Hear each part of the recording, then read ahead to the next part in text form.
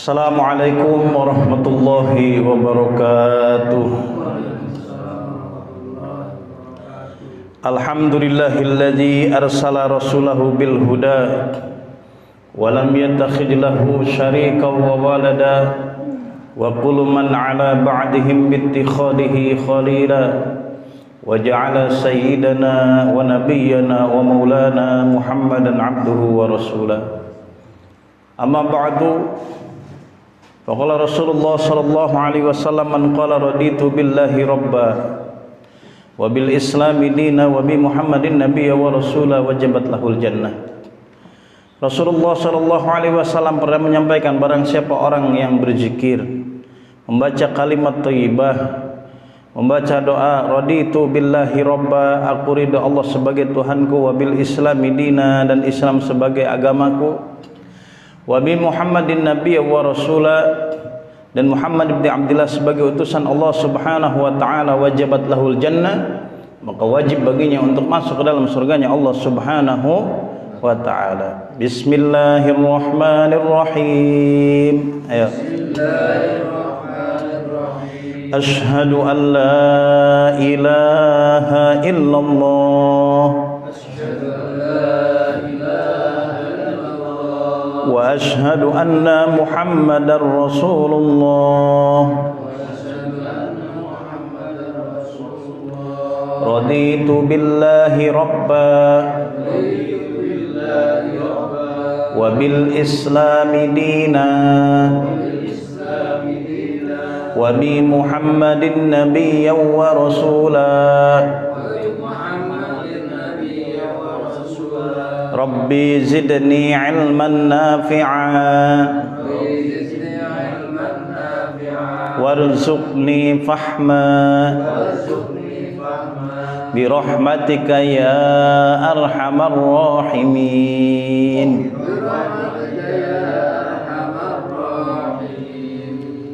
Alhamdulillah, semua alhamdulillah, puji dan syukur marilah kita panjatkan kehadirat Allah subhanahu wa ta'ala. Salawat dan salam semoga selalu tercurah keharibaan Nabi kita yang besar Muhammad sallallahu alaihi wasallam serta keluarga, sahabat dan para pengikutnya hingga yaumil qiyamah. Tapi pada pertemuan lalu kita membahas tafsir surat Al-Baqarah ayat 34. A'udzubillahi minasyaitonir rajim. Wa iz kunna lil malaikati isjudu li adama fasajadu illa iblis aba wastakbar wa kana minal kafirin. Tatkala Allah subhanahu wa ta'ala memerintahkan kepada malaikat untuk bersujud kepada Adam, litahiyah, untuk menghormati Nabi Adam, fasajadu, semuanya itu sujud, illa iblis, kecuali iblis, aba wastakbar. Kenapa iblis tidak mau sujud? Karena ada sifat sombong pada diri iblis. Dia merasa lebih baik, merasa lebih hebat dari yang lain. Makanya orang yang memiliki sifat sombong ini sama dengan sifat iblis yang melekat pada diri dia. Dia merendahkan orang lain, tidak mau menghargai orang lain, dan akan menimbulkan sifat-sifat atau perbuatan-perbuatan yang buruk yang lainnya, yang juga dimiliki oleh sifat-sifat iblis. Gak senang ya ngelihat orang lain berkembang, lebih maju, lebih baik dari dia, ya. Dan dia merasa paling benar sendiri, seolah-olah tidak ada salah pada diri dia. Merasa lebih baik, lebih hebat selalu dari yang lain. Khalaqtani min nar wa khalaqtahu min tin. Aku ini diciptakan dari api, sedangkan Adam itu hanya dari tanah. Itu ayatnya. Tafsirnya sudah kita bahas ya pertemuan yang lalu. Wa qulna ya Adam uskun anta wa zawjukal jannata wa la taqraba hadhihi sajarata fatakuna minaz zalimin. Dan tinggallah engkau wahai Adam berdua dengan istrimu Hawa di surga, dan jangan sekali-kali mendekati pohon ini. Kalau mendekatinya maka kalian termasuk orang-orang yang zalim. Sekarang yang kita bahas fa'azallahuma, kemudian telah menggelincirkan keduanya, Nabi Adam dan Siti Hawa. Siapa? Asyaitonu, syaiton, ay iblisu, iblis. Ajhabahuma, iblis mengeluarkan, menggelincirkan. Fi qiraati fa'azallahuma, nahahuma, atau menyingkirkan. Bisa fa'azallahuma, bisa fa'azalahuma, ja-nya panjang. Ya, kalau kita yang baca ngikutin apa yang ada di mushaf di Al-Qur'an. Menggelincirkan keduanya, anha, dari surga. Ay al jannati bi an qala lahuma hal adulukum ala sajaratil khuldi wa qasamahuma, dengan cara berkata kepada Nabi Adam dan Siti Hawa. Iblis ngomong gini, hal adulukuma ala sajaratil khuldi, apakah engkau mau aku tunjukkan wahai Adam, wahai Hawa, sebuah pohon syajaratil khuldi, pohon yang bisa membuat abadi, pohon keabadian. Wa qasamahuma, bahkan itu iblis untuk menipu Nabi Adam dan Siti Hawa. Dia ngomong, ya, dia bersumpah billahi, dengan menyebut nama Allah, innahu lahuma laminan nasihin, bahwasannya dia adalah orang yang termasuk pemberi, pembawa nasihat. Jadi ngomongnya baik, berupa-rupa berpura-pura menjadi orang yang baik, mengatakan kepada Nabi Adam, saya ini penasehat-penasehat kalian, itu pohon keabadian, sengaja dilarang oleh Allah supaya kalian gak abadi. Kalau mau abadi, makan pohon itu. Nabi Adam gak tergoda, lalu digodalah iblis, digodalah Siti Hawa oleh iblis. Akhirnya Siti Hawa yang tergoda. Siti Hawa pasti ngajak suaminya, ya, suaminya diajak. Biasanya dalam kehidupan kayak gitu, kalau suami ini kuat, tegar, ini dicari yang lemahnya. Siapa? Istrinya. Ya, digodain, dibisikin ke telinganya, ke hatinya, itu suami kamu punya jabatan. Dia berpura-pura menjadi seorang yang baik. Makanya dalam kehidupan sehari-hari ini hati-hati nih ya, hati-hati. Ya, kalau ada orang yang seolah-olah baik dari pakaiannya, tampilannya, ucapannya, tapi amalannya tidak sesuai dengan syariat agama, itu hati-hati. Ya. Padahal sudah jelas di dalam maqasidus syar'iyyah, tujuannya daripada syariat adalah salah satunya hifzun nafs, menjaga jiwa. Kalau ada orang yang mengatasnamakan agama tapi merusak jiwa, menghilangkan jiwa, nyawa, menyakiti orang lain, itu udah jelas salah. Ya, hifzumal, menjaga harta. Kalau ada atas nama agama boleh mengambil harta orang lain yang bukan haknya, itu juga udah jelas salah. Yang lima daripada maqasidus syar'iyyah ini, kaidah-kaidah maqasidus syar'iyyah ini dijadikan pegangan, ya, sehingga kalau ada orang yang mengatasnamakan agama tapi nggak sesuai dengan tujuan dari syariat agama itu sendiri, berarti dia udah salah, menyakiti orang lain, ya, itu udah salah. Ini setan, iblis seperti itu, sehingga fa'akala minha, Nabi Adam dan Siti Hawa memakannya.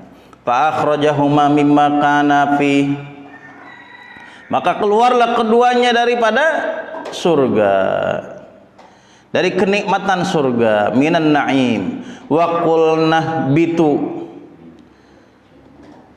dan keduanya pun diperintahkan oleh Allah Subhanahu wa taala untuk turun ilal ardi, yang tadinya di surga ke bumi. Annahuma bimastaq maltuma alaihi min zurriyatikuma. Jadi Nabi Adam dan Siti Hawa beserta keturunan-keturunannya, manusia termasuk kita, ada di dunia ini. Kemudian ba'dukum, ba'du zurriyati, sebagian dari mereka, maksudnya keturunan Adam, li ba'din adu, ada di antara mereka yang saling bermusuhan, min zulmi ba'dikum ba'do, saling menjolimi, saling menyakiti antara satu dengan yang lain, saling menumpahkan darah. Walakum fil ardi mustaqarun, dan di dunia ini, di bumi ini ada tempat tinggal, ya, kediaman, maudi'u qararin, tempat untuk menetap, wa mataun, dan kesenangan, ma tatamatta'una bihi minan nabatiha, dan mereka diberikan kesenangan berupa tumbuh-tumbuhan atau makanan yang ada di bumi. Ilahin ay waqtil qada'i ajalikum, sampai dengan waktu tertentu, yaitu tiba pada ajal mereka. Diriwayatkan Nabi Adam dan Siti Hawa begitu makan buah ini, beliau turun ke dunia dalam keadaan telanjang di tempat yang berbeda. Nabi Adam turun di India, di Kashmir, sedangkan Siti Hawa turun di Jeddah, di Mekah. Nanti keduanya bertemu setelah saling mencari, ya, saling mencari apruk-aprukan, bahasa Indonesia apruk-aprukan, bertemu di Jabal Rahmah, ya. Tapi walaupun Nabi Adam waktu itu diturunkan di India, begitu bertemu selama 200 tahun dia saling mencari, ketemu di Jabal Rahmah, itu enggak nyanyi India, enggak, dia biasa aja, ketemu aja udah. Ya.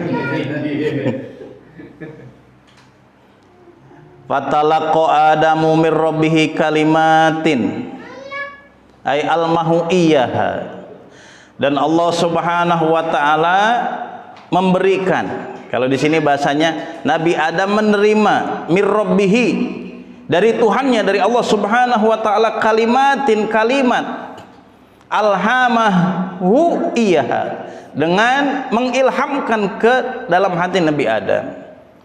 Wa fi qiraatin binasbi adama wa rab'i kalimat, bisa juga dibaca fatalaqo adama mir rabbihi kalimatun. Nah, kalau misalkan di adama dinasobkan, sedangkan kalimatnya dirofakkan, kalimatun, makna menjadi datang kepada Nabi Adam kalimat yang diilhamkan oleh Allah Subhanahu wa taala. Ja'ahu wa hiya rabbana, itu datang kalimat itu dari Tuhan kami, Tuhan Nabi Adam, Tuhan kita Allah Subhanahu wa taala. Rabbana zalamna, kalimatnya itu Rabbana zalamna anfusana wa illam taghfir wa tarhamna lanakunanna minal khasirin. Ini doa yang diucapkan, dilafalkan, dilafadzkan, dimohonkan oleh Nabi Adam untuk memohon ampun atas kesalahan-kesalahan yang dilakukan.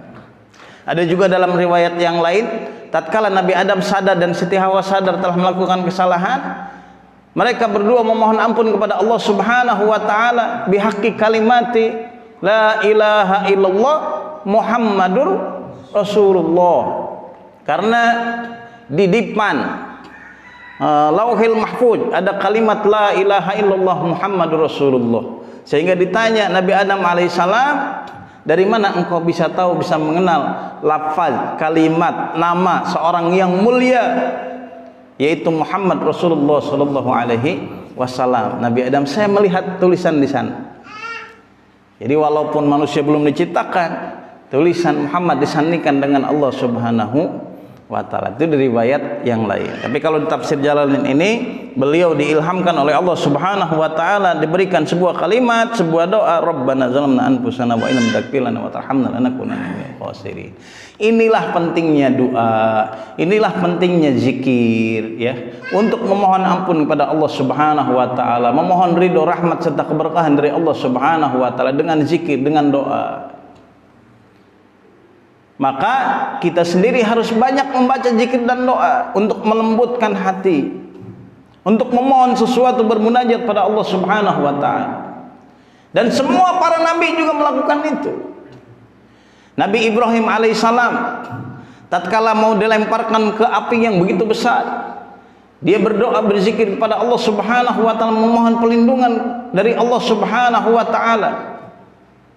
Hasbunallah wa ni'mal wakil, ni'mal maula wa ni'man nasir. Beliau mengucapkan kalimat itu sehingga tatkala dilemparkan ke dalam api yang besar, Allah Subhanahu wa taala menyelamatkannya. Wa qulna ya naru kuni bardaw wa salaman ala Ibrahim. Wahai api, jadilah engkau dingin. Selamatkan Nabi Ibrahim. Selamat. Makanya zikir. Ini orang-orang sakti suka menjikirkan apa ini nih, hasbunallah wa ni'mal wakil, ni'mal maula wa ni'man. Begitu ada yang kebakaran, ada belambir, ada pemadam, udah pergi aja. Ini bid'ah, zaman Jambi kagak ada nih belambir. Terus pakai apa, Pak? Nanti saya baca doa ini, hasbunallah wa ni'mal wakil, ni'mal maula wa ni'man nasir. Nyebur tuh ke api. Hangus, gosok. Nabi Yunus pernah terjebak di perut ikan yang besar. Dan bisa hidup itu, bisa hidup di perut ikan tersebut. Konon dalam riwayat beliau bisa masak di perut ikan, bisa masak. Gak tahu kompor dari mana, gak tahu makanan bansos dari mana, kagak tahu, ada yang ngirim kali itu. Ya. Dia bisa hidup, masak bisa. Dia pun membaca zikir, membaca doa, membaca kalimat, bermunajat kepada Allah Subhanahu wa taala dengan baca kalimat la ilaha illa anta subhanaka inni kuntu minan zalimin. Itu diapalin kalau masuk ke taman safari, buka mobil pintunya, masuk ke kandang macan, baca doa itu, Pak Ustaz. La ilaha illa anta subhanaka inni kuntu minaz zalimin. Udah habis tuh sama macan. Kadang kan orang kita gitu, oh Nabi ini doanya ini nih, kalau mau kayak gini baca doa ini gitu. Ya sama seperti doa yang bisa ngilang, apa tuh? Yang waktu Rasulullah SAW mau keluar, mau hijrah, keluar dari rumahnya, suruh membaca doa surat Yasin. Gimana? Saya duduk, mengambil debu, pasir, kemudian dibacakan, dilemparkan. Ya. Sehingga orang-orang kafir Quraisy saat itu yang mau membunuh beliau itu tinggal melihatnya, dibaca itu. Pas kebetulan lagi razia polisi, dibaca, terus ngerudus, ya benang itu. Jadi bukan nabi, ya. Dan berzikir pun harus bisa menempatkannya. Sama seperti doa juga harus bisa menempatkannya. Doa yang kita baca buat apa? Fungsinya untuk apa? Karena tiap doa fungsinya masing-masing. Kalau doa kita mendoakan orang yang meninggal, ya pakai doa Allahumma gfir lahu, Allahumma gfir laha, warhamha, dan seterusnya. Allahumma gfir lahu, marhamhu, ma'fu anhu. Kalau mau makan, Allahumma barik lana fima rozak. Kalau mau tidur, bismika Allahumma ahya. Kalau bangun tidur, alhamdulillahilladzi ahyana, dan seterusnya. Jadi tiap doa itu beda, fungsinya masing-masing beda. Ya. Kalau kita berdoa ingin memohon rezeki, ingin sukses dalam karir, ingin usahanya lancar, tapi doanya Allahumma gfir lahu warhamhu, agak nyambung. Ya, agak nyambung. Begitu juga kalau kita berdoa untuk mendoakan ahli kubur, tapi kita minta doanya ya untuk doa makan, Allahumma barik lana, itu kagak nyambung juga. Zikir juga kayak gitu, Asmaul Husna juga kayak gitu. Ini buat apa nih asma ini? Untuk meminta apa? Doanya buat apa? Kadang orang kagak ngerti, ya main seamin-aminnya aja. Kadang ustadznya, bukan ustadznya, ustadz pasti ngerti ya. Yang mimpin doanya kagak ngerti juga, ya seamin-aminnya aja.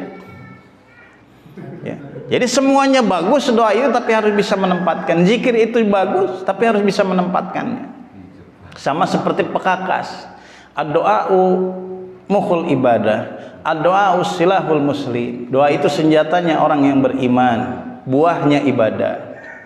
Ya, senjata perkakas juga sama-sama tajam, silet tajam, gunting tajam, pisau tajam, golok tajam, kampak tajam, gergaji tajam.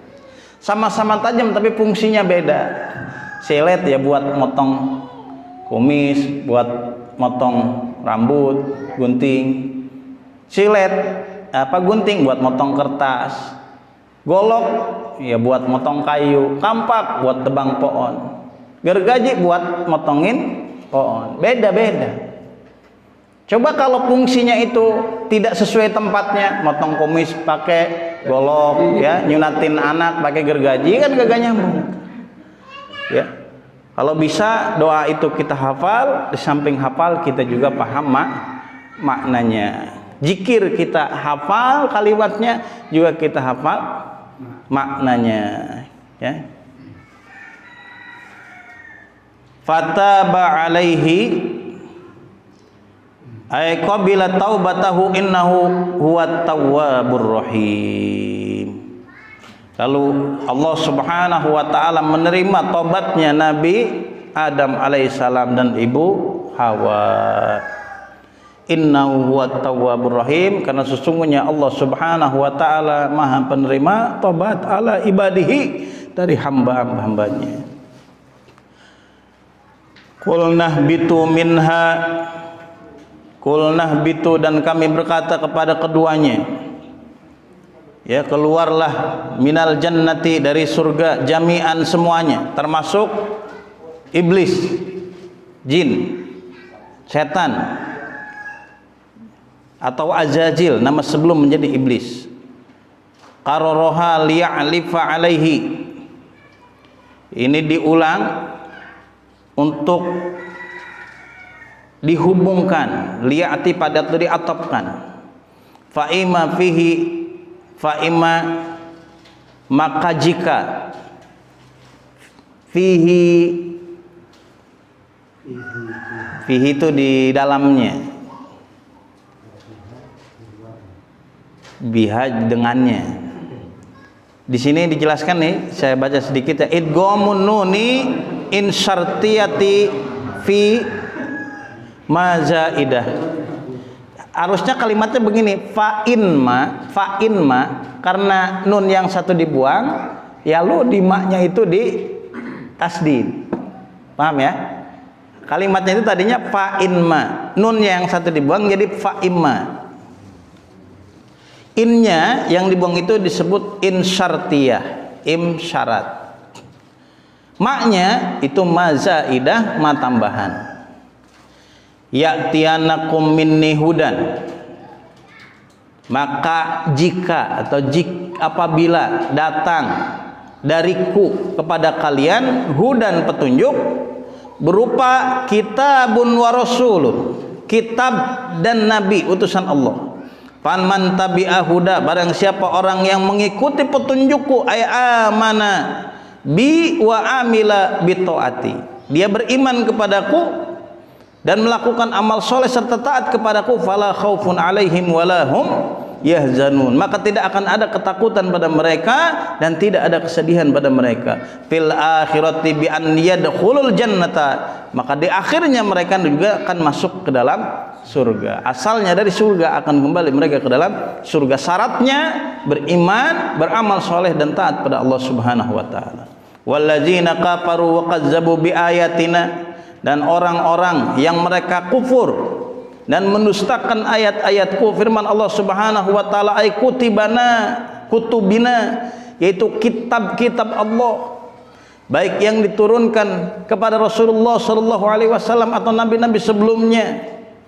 Ulaika, maka mereka itu ashabun nar, akan menjadi penghuni neraka. Hum, mereka, fiha, di dalam neraka, khalidun, kekal.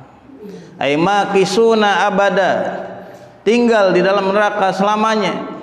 La yabtauna wa la yakhrujuna, tidak mati dan juga tidak keluar. Orang yang disiksa di dalam neraka, yang dia abadi dengan kekufurannya, disiksa, setelah siksa dimatikan, dihidupkan lagi, siksa lagi, mati lagi, hidup lagi, terus seperti itu, tidak ujungnya.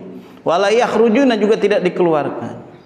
Ya Bani Israil, wahai Bani Israil, ay aulada Yaqub, maksudnya anak keturunan Nabi ya Yaqub.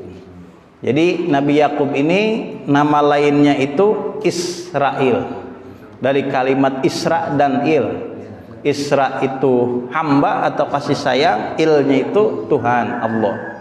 Israil kasih sayang Allah. Siapa itu Nabi Yakub? Nabi Yakub itu adalah putra dari Nabi Ishak. Siapa Nabi Ishak? Nabi Ishak itu putra dari Nabi Ibrahim. Nabi Ibrahim punya anak dua, Nabi Ismail dan Nabi Ishak. Dari istri yang istri berapa? Dua juga, Siti Hajar dan Siti Sarah. Dari Siti Sarah punya anak Ishak, dari Nabi Ismail, dari Hajar punya anak Ismail. Dari Nabi Ismail Nabi lahir keturunan Arab, bangsa Arab. Akhirnya ujungnya nanti akan melahirkan manusia yang paling mulia bagi dan besar, Muhammad Rasulullah Shallallahu Alaihi Wasallam, dari Nabi Ismail. Kemudian dari Nabi Ishak lahir dari sana Nabi Yakub. Nabi Yakub punya anak 12 anak ya. Yang paling ganteng, yang paling baik, yang paling penurut itu Nabi Yusuf. Nabi Yusuf dibenci sama saudara-saudaranya. Saudara-saudaranya itu Zad, Naftali, Asir, dan Ishar, Sam'un, Zebulon, Lewi, Bunyamin. Dari Lewi nanti dia punya anak, punya keturunan Imron. Dari Imron nanti lahir Nabi Harun, Nabi Musa, Nabi Ilyas, Nabi Ilyasa. Dari Bunyamin nanti lahir Nabi Yunus. Dari Yahuda lahir Nabi Daud. Dari Nabi Daud lahir Nabi Sulaiman. Dari Nabi Sulaiman lahir nanti Nabi Isa, Nabi Zakaria, Nabi Yahya.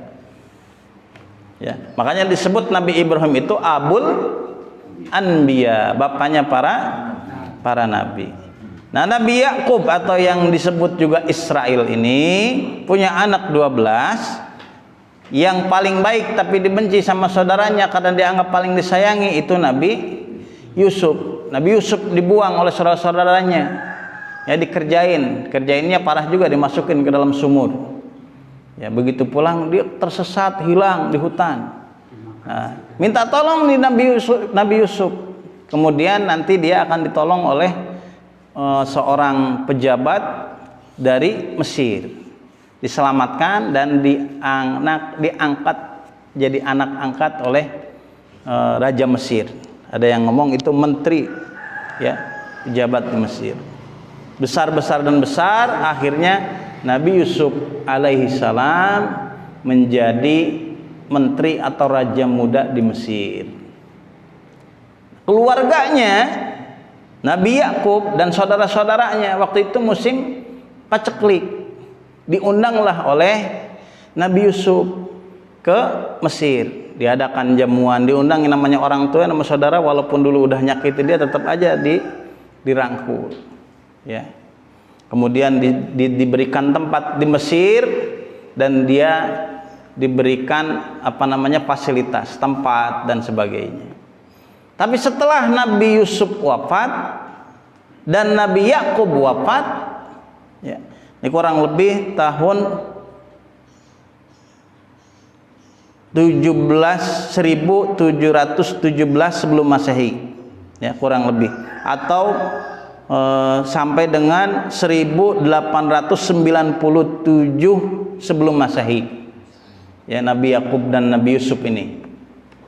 Begitu meninggal, ternyata Raja Mesir berikutnya nggak suka nih sama keturunan Nabi Yakub, atau disebut dengan Bani Israel. Nggak suka, nggak seneng. Ya, waktu itu raja berikutnya Fir'aun. Mereka dijadikan budak, disiksa, ada yang dibunuh. Apalagi dia mendapatkan bisikan, mendapatkan informasi akan ada seorang laki-laki yang akan menumbangkan Fir'aun.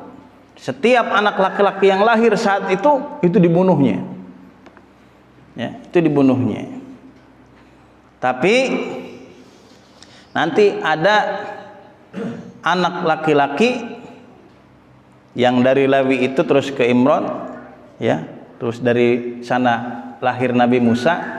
Begitu lahir Nabi Musa dibuang ke laut, lalu diambil oleh istrinya Nabi Musa. Siapa namanya?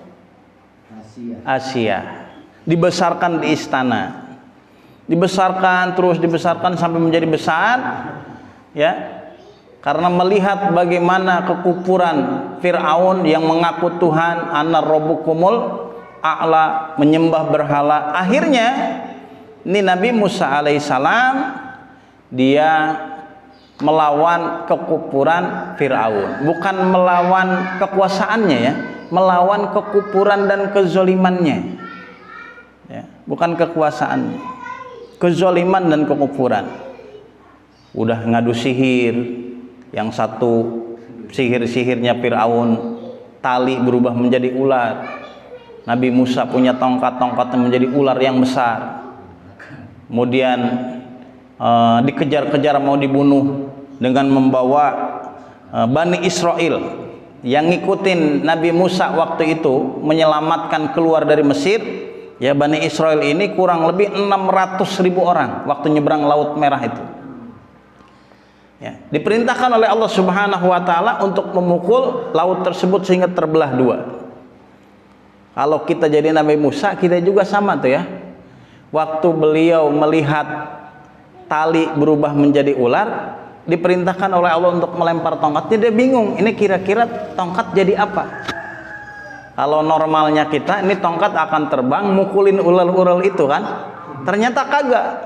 Berubah tongkat itu menjadi ular, dipatukin untuk ular-ularnya tukang sihir itu. Begitu dikejar-kejar oleh pasukan kafir dari Fir'aun, Nabi Musa juga bingung, kok disuruh mukul.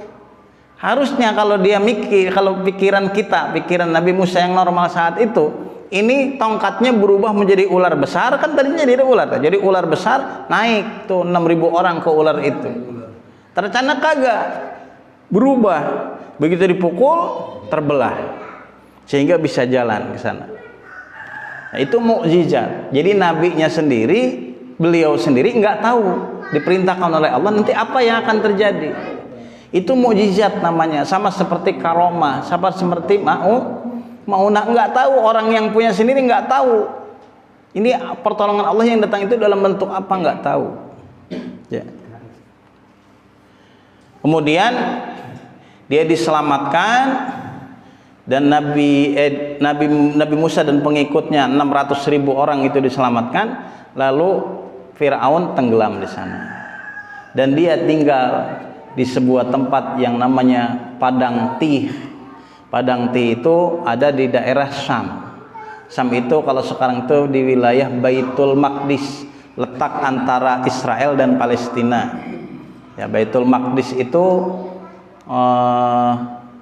nama lainnya juga Masjidil Aqsa. Ini yang sampai sekarang jadi rebutan, ya. Jadi emang orang Yahudi itu dia bolak-balik aja dari Mesir, bolak-balik ke sana. Di Mesir udah enak hidupnya kalau dia nurut, ya. Makanannya juga biasa saja, tapi begitu Allah berikan makanan, wa jalna alaikumul ghamma wa anjalna alaikumul manna wassalwa. Allah berikan daging burung. Ya, kalau ada orang yang pergi jalan-jalan ke rumah makan daging burung dara, burung puyuh, itu makanan dari surga tuh, ya, manna wassalwa. Ya, madu. Tapi dia apa ngomongnya? Kagak betah katanya. Makanan cuman satu. Coba kalau makanan yang dulu, mimma tumbitul ardu mimbakliha wa qisaiha wa adasiha wa basaliha, bawang-bawangan, kacang-kacangan yang kayak dulu aja. Bosen ini doang. Ada di Padang Tih yang panas, tapi Allah dengan izin Allah itu awan hitam menaungi mereka, luar biasa. Makanya Bani Israel ini kelompok manusia, kaum yang sangat-sangat diistimewakan oleh Allah. Atas permohonan apa? Doanya Nabi Musa. Ya. Itu dalam Al-Quran gimana? Ya Bani Israil azkuru ni'mati allati an'amtu alaikum wa anni faddaltukum alal alamin. Wahai Bani Israel, ingatlah atas nikmat yang aku berikan kepada kalian. Aku lebihkan kalian dari yang lain. Dan sampai sekarang pun seperti itu ya. Otak mereka itu hebat-hebat luar biasa. Banyak penemu-penemu itu dari mereka. Leonardo da Vinci yang menggambar, dia ahli gambar tuh, ahli lukis. Lukisan tentang anatomi manusia, dalam-dalaman manusia. Jadi ada manusia meninggal, dibelah tubuhnya, kemudian digambar dalamannya itu. Itu Leonardo da Vinci yang nemuin. Sampai sekarang itu digunakan di tempat kuliah kedokteran. Jadi bagaimana meneliti dalaman tubuh manusia, nggak perlu ngebongkar mayat lagi. Udah lewat gambar itu udah sesuai. Itu puluhan, mungkin sampai ratusan mayat dibongkar, digambar. Terus bapak psikologi dunia Sigmund Freud, dia juga orang Yahudi. Ini banyak nanti di ayat-ayat berikutnya bagaimana kedunguan, bagaimana kekufuran daripada Bani Israel yang walaupun sudah ditegur berkali-kali tapi tetap mereka berada di dalam kekufuran. Ya Bani Israel ay aulada Yaquba uzkuru nikmati allati an'amtu alaikum, ingatlah nikmatku yang aku berikan kepada kalian, ala abaikum, kepada nenek moyang kalian, min inja'i fir'auna wa falkil bahri wa tajlilil ghamami wa ghairi zalik, yaitu dengan membelah laut, menaungkan awan, wa ghairi zalik, dan yang lainnya, bi antashkuruha, agar kalian bersyukur, bi taati, dengan jalan taat kepadaku, pada Allah Subhanahu wa ta'ala, wa aufu bi ahdi, dan penuhilah janji, allazi ahidtu ilaikum minal imani bi Muhammadin, ya janji yang telah diucapkan, yaitu beriman kepada Allah Subhanahu wa ta'ala dan yakin beriman percaya kepada Muhammad Rasulullah sallallahu alaihi wasallam sebagai nabi terakhir. Ufi bi ahdikum, maka pemenuhan janji mereka, allazi ahidtu ilaikum, yang telah kalian ucapkan, ya, maka akan Allah janjikan juga kepada mereka, Allah berikan kepada mereka, kepada Bani Israel, minas sawabi, pahala, alaihi bidukhulil jannah, yaitu pahala akan masuk ke dalam surganya Allah Subhanahu wa ta'ala. Wa iyaya farhabun, dan hanya kepadakulah kalian harus takut. Ay khafuni fi tarkil wafa, takut kepadaku kalau meninggalkan, tidak memenuhi janji, ya, dengan taat pada Allah Subhanahu wa ta'ala. Duna ghairi, bukan takut kepada selain Allah Subhanahu wa ta'ala. Wa aminu bima anzaltu, dan berimanlah kepada apa yang telah aku turunkan,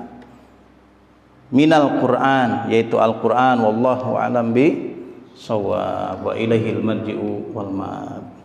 Kita teruskan pertemuan yang akan datang, ya. Mudah-mudahan kita diberikan oleh Allah Subhanahu wa ta'ala panjang umur, sehat badan, rizki yang melimpah dan barokah. Allah jadikan keluarga kita sakinah mawaddah warahmah, anak-anak yang soleh dan solihah, ya. Dan kalau ada saudara keluarga yang sakit, semoga segera Allah angkat penyakitnya.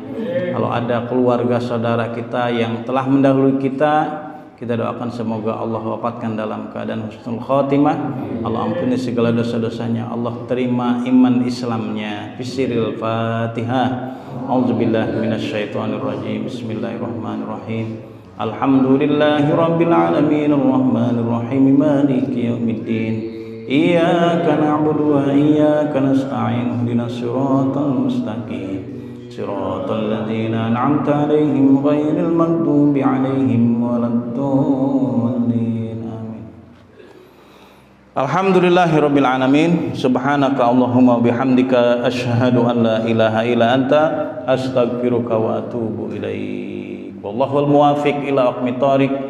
Nasrun minallah wa fathun qarib. Assalamualaikum warahmatullahi wabarakatuh. Waalaikumsalam.